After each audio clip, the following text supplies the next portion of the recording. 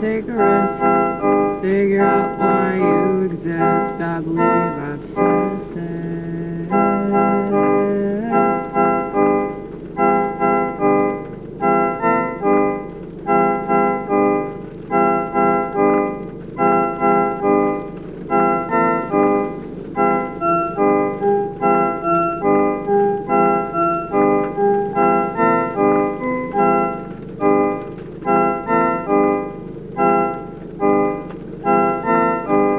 Everything gets repeated. Everything gets repeated.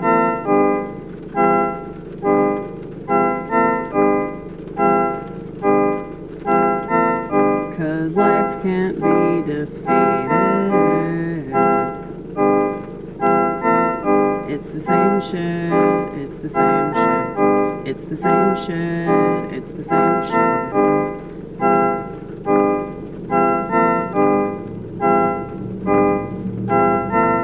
There's no escape, there's no escape.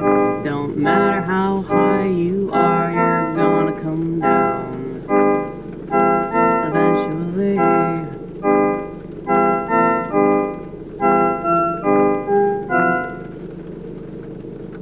Phooey.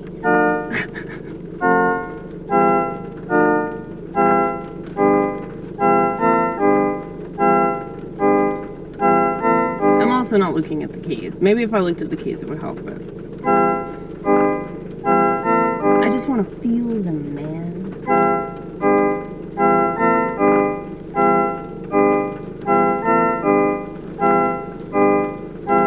But I think that messing up works, though.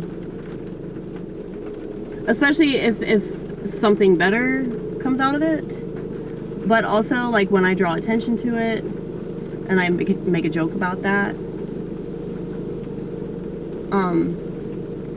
So there's this really successful comedian who opens for Jerry Seinfeld, and if you see him or hear him, it's like, it's almost like he's watched every episode of Seinfeld and every, like, stand-up routine and memorized it, and because it's like he's like a spitting image of him, but he's still like really, really funny. Like, he's still doing his own thing. He's still authentically himself. His name's Ryan Hamilton, but there's an E at the end, so I don't know if it's Hamilton. Anyway, he was talking about how, like, whenever he feels like he's not doing well on stage, like, basically, like, I said this same thing.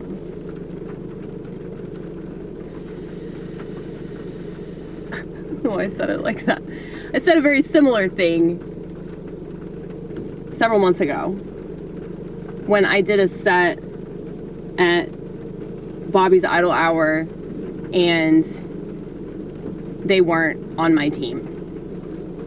But I acknowledged that they weren't on my team, and then I got them on my team. So it's like, this other comedian that's really successful, who's a clean comic, opening for Jerry Seinfeld, he was saying, yeah, you just have to go where you want them to go. Like, if it seems like they're like stuck in this, like, you're not funny, I don't like you, I don't get you, or whatever, you have to, like, work with that. And I think that's really hard for people to work with what they have, because it's a lot easier to do that when you acknowledge what you have. You know, when you're like, oh, you guys don't like this. That literally works every single time.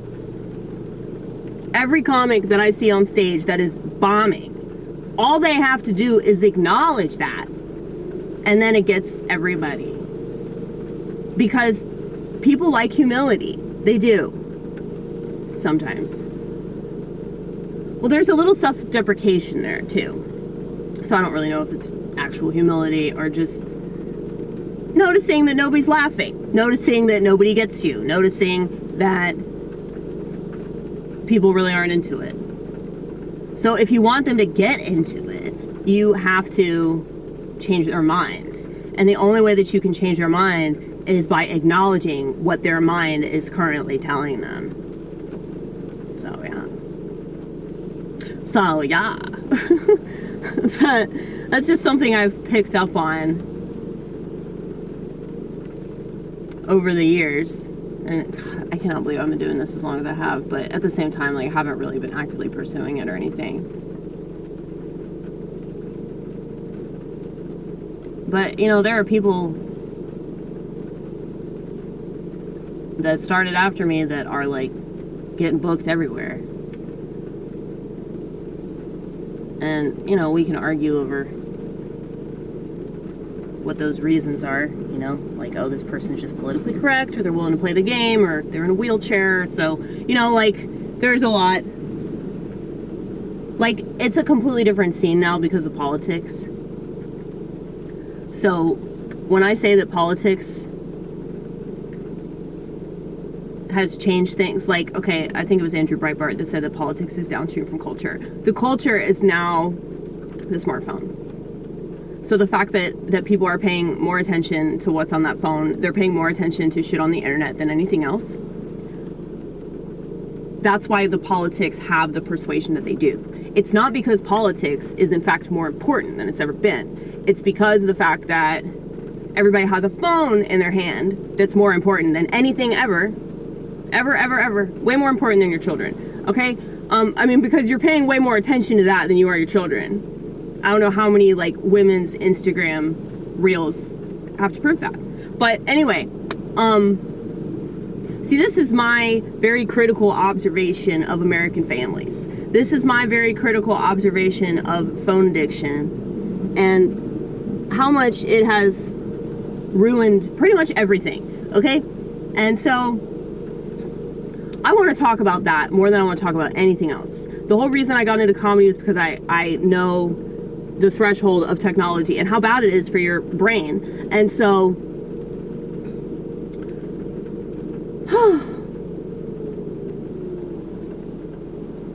I just gotta find a way to, like, get people on my side, and that's really, really, really hard when you're against everybody.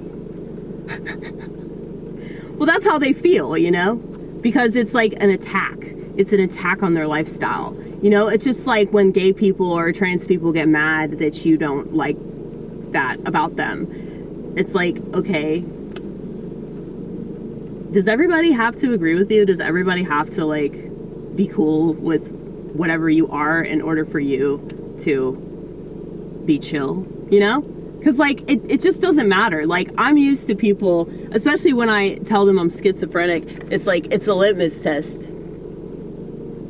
So if I tell them that and they immediately try to change the subject, or I can tell that they're really uncomfortable and they're, like, you know, shifting in their position because they don't like what I just said.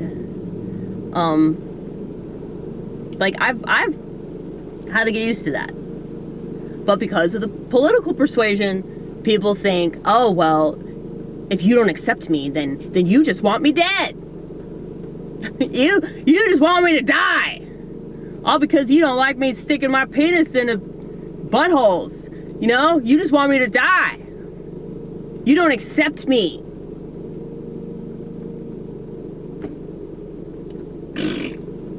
Oh yeah, it's Pride Month. I could lead with that. I could totally lead with that.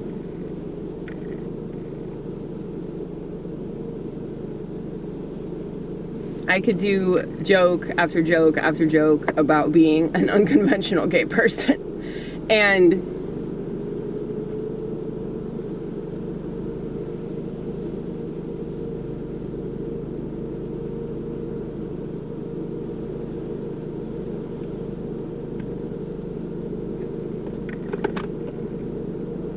people may or may not get it. They probably won't. But there's that one person in the audience